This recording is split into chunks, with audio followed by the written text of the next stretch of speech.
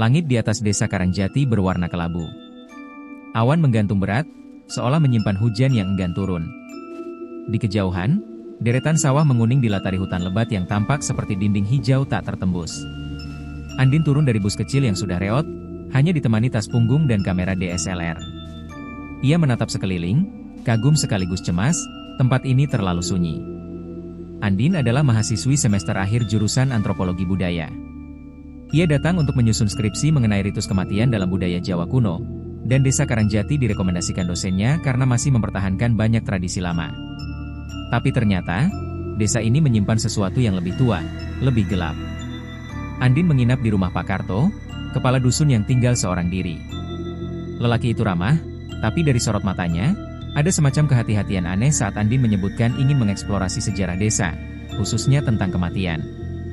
Ada banyak hal yang lebih baik kamu gak usah tahu, nak, kata Pak Karto saat mereka makan malam. Termasuk rumah itu. Ia menunjuk ke arah jendela, ke sisi gelap hutan. Rumah tua bekas dukun. Embah Sarwi. Dulu tempatnya orang-orang datang cari kekayaan. Sekarang, cuma tempat kematian. Andin tersenyum kecil. Sudah biasa ia mendapat reaksi seperti ini. Tapi rasa penasarannya justru makin membuncah. Saat malam mulai turun dan kabut tipis menyelimuti desa, Andin berjalan pelan keluar rumah. Ia tak memberitahu Pak Karto. Dengan senter dan kamera di tangan, ia menuju rumah yang disebut-sebut itu. Letaknya agak tersembunyi, melewati pematang sawah dan jalan setapak yang mulai tertutup semak. Rumah itu tampak seperti mayat tua, berdiri, tapi tak bernyawa. Pintunya setengah terbuka. Berderit saat disentuh. Bau apek, tanah basah, dan sesuatu yang amis segera menyergap. Di dalam, segala sesuatu terlihat seperti ditinggalkan tergesa-gesa. Poci tua, sisa dupa, kain-kain hitam yang melilit dinding. Di tengah ruangan, altar dengan tengkorak kecil dan cermin besar yang retak di bagian tengah. Andin menyalakan kamera. Klik. Lalu, terjadi sesuatu. Bayangannya di cermin tidak bergerak. Wajah di dalam cermin menatapnya langsung, mata kosong, penuh luka, dan mulut yang terbuka seolah sedang berteriak. Andin mundur. Nafasnya tercekat. Dan terdengar bisikan. Kamu datang mencari kematian, Andin? Jantung Andin berhenti sejenak. Bagaimana bisa suara itu tahu namanya? Ia berlari ke pintu, tapi begitu membukanya, ia kembali ke ruangan yang sama. Ia mencoba ke jendela, masih ruangan yang sama. Rumah itu telah menelannya. Lampu kameranya berkedip. Dinding ruangan mulai berubah, muncul noda-noda darah dan tulisan kuno dengan bahasa yang tak ia kenal. Udara membeku. Tubuh Andin terasa berat, matanya buram, dan dunia seperti berputar. Ia jatuh ke lantai. Dan dari altar, cermin itu retak sepenuhnya, memperlihatkan sesuatu di baliknya. Seseorang. Bukan, sesuatu. Sosok wanita tua dengan mata putih dan wajah rusak, muncul perlahan dari balik cermin, merangkak keluar dengan tangan-tangan kurus dan kuku panjang berlumuran darah. Sakaratul maut bukan kematian, Andin, tapi tempat kamu terjebak di antara dua dunia. Dan sekarang, kamu sudah masuk. Gelap. Hanya itu yang Andin lihat saat ia membuka matanya. Tapi ini bukan kegelapan biasa, ini seperti kekosongan yang hidup, yang menatap balik ke dalam jiwanya. Ia tidak tahu sudah berapa lama ia pingsan, tapi saat ia mencoba berdiri, dunia sekitarnya terasa salah. Rumah tempat ia berada tidak seperti sebelumnya. Bentuknya sama, tapi warnanya kusam, seperti lukisan lama yang terkelupas. Dindingnya kini berdenyut pelan seperti napas. Udara mengandung bau logam yang menyengat. Setiap suara yang ia buat menggema terlalu lama. Ia berjalan ke jendela. Di luar, tidak ada apa-apa. Hanya kabut pekat yang seolah hidup, bergerak perlahan mengikuti gerakannya. Dunia ini bukan dunia manusia. Langkah Andin membawanya ke ruangan yang dulu ia lewati. Tapi kini, di setiap sudut ruangan, berdiri sosok-sosok samar, bayangan manusia dengan wajah kabur. Mereka berdiri diam, menangis tanpa suara, tubuh mereka membiru dan bergetar seolah kedinginan, atau ketakutan. Tiba-tiba salah satu dari mereka bergerak mendekat. Seorang wanita muda dengan rambut panjang menutupi wajahnya.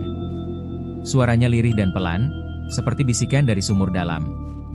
Kamu masih punya waktu, aku sudah tidak. Andin menatapnya, bingung. Kami semua korban. Kami yang datang ke Mbah Sarwi ingin kaya, tapi ditipu. Ditarik sebelum ajal. Wanita itu menatap langsung ke mata Andin.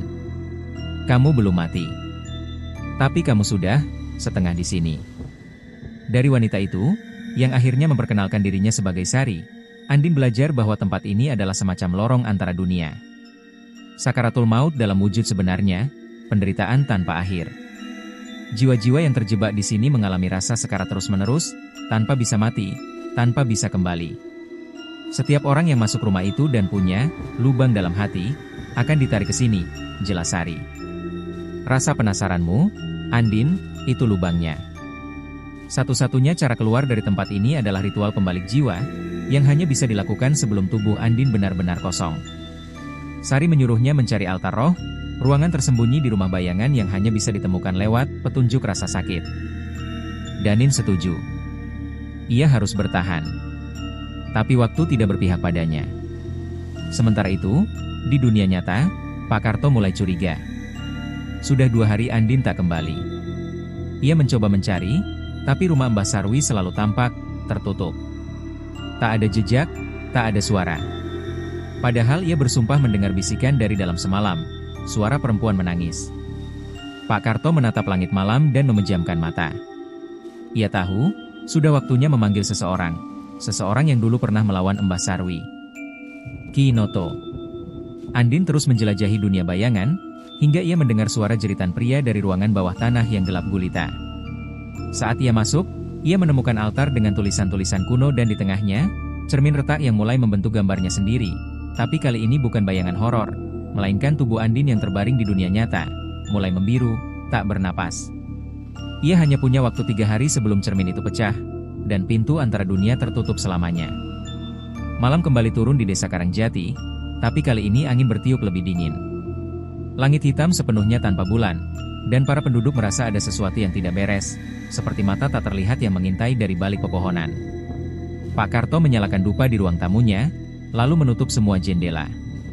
Ia berdiri gelisah, menunggu kedatangan seorang pria tua berjubah hitam, Ki Noto, mantan dukun putih yang dulu pernah mengusir entitas jahat dari desa-desa sekitar.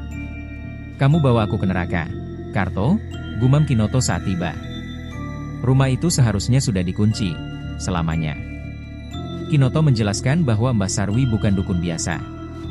Dulu, ia adalah manusia pertama di Jawa Timur yang melakukan ritual pemanggilan maut, sebuah perjanjian terlarang dengan makhluk dari dimensi antara hidup dan mati. Tujuannya satu, mengendalikan sakaratul maut, agar bisa memperpanjang hidupnya sendiri dengan menukar jiwa orang lain. Setiap 2 dekade, 1 jiwa harus ditarik sebelum ajalnya tiba. Kalau tidak, Mbah Sarwi akan kehilangan tubuhnya, dan terlepas ke dunia kita. Andin adalah korban selanjutnya. Dan waktunya hampir habis. Ki Noto dan Pak Karto menuju rumah Mbah Sarwi dengan membawa perlindungan, mantra pelindung, air mawar, dan pusaka lama peninggalan leluhur desa. Tapi begitu mereka mendekat, tanah di sekitar rumah berubah menjadi lumpur hitam. Pohon-pohon tampak seperti membungkuk, dan suara lirih terdengar dari dalam, suara ratusan orang menangis.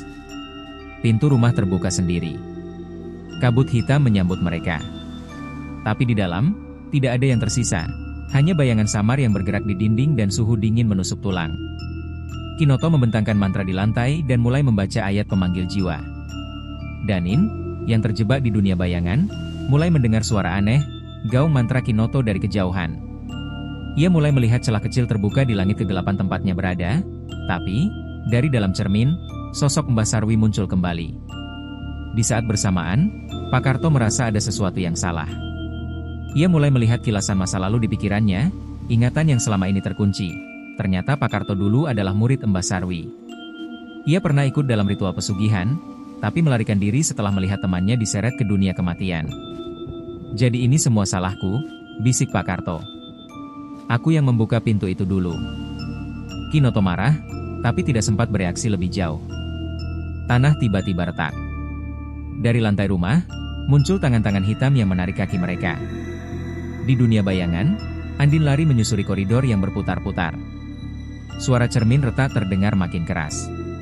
Sosok Mbah Sarwi mengejarnya, berubah-ubah wujud, kadang seperti wanita tua, kadang seperti makhluk hitam raksasa dengan mulut penuh gigi tajam. Saat ia nyaris tertangkap, lubang cahaya kecil terbuka di depannya, hasil ritual Kinoto yang berhasil membuat celah ke dunia nyata. Tapi untuk masuk ke dalamnya, ia harus meninggalkan Sari dan jiwa-jiwa lain yang masih terperangkap. "Pergilah, Andin," teriak Sari. "Kalau kamu selamat, kamu bisa hentikan ini semua." Andin melangkah menuju cahaya, sementara di dunia nyata, Kinoto berteriak, "Sekarang, tarik jiwanya."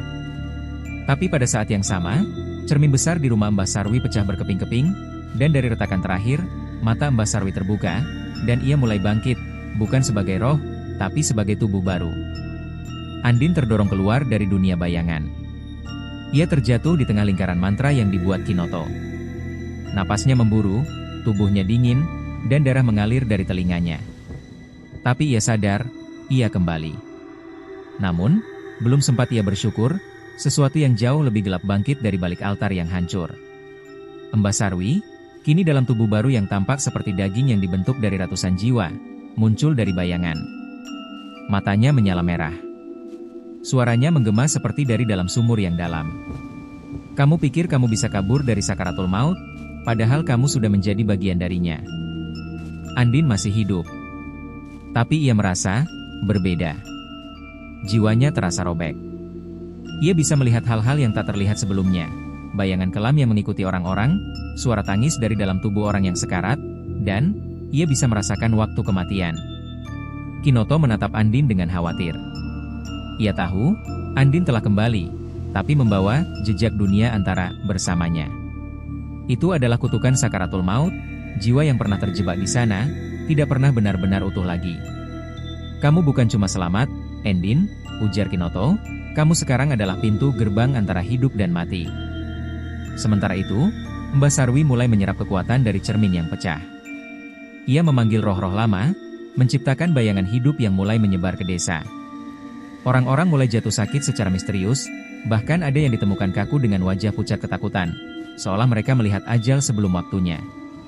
Pak Karto, diliputi rasa bersalah, memohon pada Kinoto dan Andin untuk menyelesaikan ini. Ia menyerahkan kunci terakhir, mantra pemutus perjanjian maut, ditulis di daun lontar kuno dan hanya bisa dibacakan oleh penjaga gerbang. Andin. Mereka bertiga kembali ke rumah Mbah Sarwi, kali ini bukan untuk menyelamatkan jiwa, tapi untuk mengakhiri perjanjian kuno yang telah memakan begitu banyak korban. Rumah itu sudah bukan rumah lagi. Kini berubah menjadi labirin dari darah dan tulang. Dindingnya berdetak seperti jantung, dan lantainya dipenuhi bayangan yang bergerak sendiri. Saat mereka masuk ke ruangan utama, Mbah Sarwi berdiri di tengah altar, tubuhnya seperti kabut hitam yang berubah-ubah wujud. Di sekelilingnya, roh-roh korban yang terperangkap berputar tanpa arah. Andin mulai membaca mantra. Tapi roh-roh itu menyerang. Pak Karto menghalangi mereka dengan pusaka leluhur, namun satu persatu ia tertusuk bayangan hitam. Ia jatuh, dan saat matanya menatap Andin terakhir kali, ia tersenyum. "Tebus dosaku, Andin." Mantra hampir selesai. Mbah Sarwi mengerang, tubuhnya pecah-pecah, berubah menjadi ribuan wajah yang menjerit. Saat Andin menyebutkan kata terakhir, "Lepaskanlah sakaratul ini dari perjanjian hitam." Cahaya meledak dari dalam tubuh Andin. Jiwa-jiwa korban terbebas. Rumah itu mulai runtuh. Tapi Mbah Sarwi, dengan kekuatan terakhirnya, menjulurkan tangan, dan menancapkan tanda pada dada Andin.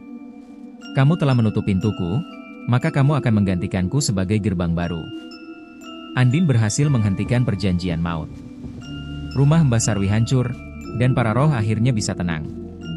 Tapi kini, mata Andin berubah. Ia bisa melihat dunia roh tanpa batas. Ia bisa merasakan orang yang akan mati. Ia tahu kapan seseorang akan masuk ke sakaratul maut, karena kini, ia adalah penjaganya. Sudah 3 minggu berlalu sejak rumah Mbah Sarwi hancur menjadi debu. Desa Karangjati kembali tenang. Tapi tidak bagi Andin. Ia tinggal sementara di rumah Pak Karto yang kini kosong. Setiap malam, ia tak bisa tidur. Bukan karena trauma, tapi karena sesuatu yang lebih mengerikan. Ia bisa melihat mereka, orang-orang yang akan mati. Terkadang ia melihat bayangan hitam berdiri di belakang seseorang. Kadang ia mendengar suara jeritan dari tubuh yang masih bernyawa. Dan yang paling menyakitkan, ia mulai bisa merasakan rasa sekarat mereka. "Kamu tidak selamat, Andin," suara Kinoto terdengar pelan dalam kepalanya, "kamu hanya diwarisi kutukannya." Setiap malam, Andin menulis jurnal tentang apa yang ia lihat dan rasakan. Tapi pada malam ke-22, saat ia sedang menulis, pintu kamar terbuka sendiri. Di sana berdiri seorang anak kecil dengan wajah pucat dan mata gelap. "Aku belum waktunya, tapi mereka bilang kamu bisa buka pintunya." Andin terdiam. Ia tahu, ini bukan sekadar anak kecil. Ini roh liar yang belum siap mati, tapi terjebak antara dunia karena ia, Andin, telah menjadi penjaga gerbang. Sejak rumah Mbah Sarwi runtuh, pintu antara hidup dan mati tidak sepenuhnya tertutup. Ia hanya berpindah ke dalam tubuh Andin. Andin menemui Kinoto untuk terakhir kalinya. Di hutan kecil tempat sang dukun menyepi, ia bertanya, "Bisakah aku menutup pintu ini sepenuhnya?" Kinoto mengangguk pelan. "Bisa. Tapi kamu harus mengorbankan semua yang manusiawi dalam dirimu. Kamu harus masuk ke sakaratul maut dengan penuh kesadaran. Dan jadi penjaga sejati. Bukan manusia. Bukan roh." Andin terdiam lama. "Kalau aku menolak, maka lambat laun, dunia ini akan menelan dirimu. Dan mungkin, membuka pintu itu lagi." Malam itu, Andin melakukan ritual terakhir, dibimbing oleh Kinoto. Ia berdiri di tengah lingkaran api, membaca mantra yang sama saat ia membebaskan jiwa dulu. Tapi kali ini, ia menyebutkan namanya sendiri sebagai persembahan. Andin, anak dari dunia hidup, menyerahkan diri untuk menutup gerbang maut. Cermin yang dulu menjadi alat Mbah Sarwi tiba-tiba muncul di depannya, muncul dari udara kosong. Di dalamnya, bayangan Andin tersenyum, tapi matanya kosong. Roh-roh datang, mengelilinginya, menatap dalam diam. Lalu satu persatu menghilang ke dalam tubuh Andin. Cermin itu menyerap semuanya, lalu retak, lalu pecah sepenuhnya. Andin jatuh. 3 bulan kemudian, desa Karangjati kembali seperti biasa. Tapi setiap malam Jumat Kliwon, orang-orang mengaku melihat seorang perempuan muda duduk di pemakaman tua, menyalakan lilin, menatap langit, seolah menunggu seseorang. Kadang-kadang, saat seseorang di desa sakit keras, perempuan itu muncul di ambang pintu. Dan ketika ditanya siapa dia, penduduk hanya menyebut satu nama. Penjaga sakaratul maut. Ia bukan manusia. Ia bukan hantu. Ia adalah gerbang itu sendiri. "Gimana nih?" seru gak ceritanya? Kalau kalian merasa terhibur dengan ceritanya, jangan lupa like dan share ya. Komen aja kalau kita mau lanjut ke cerita lainnya.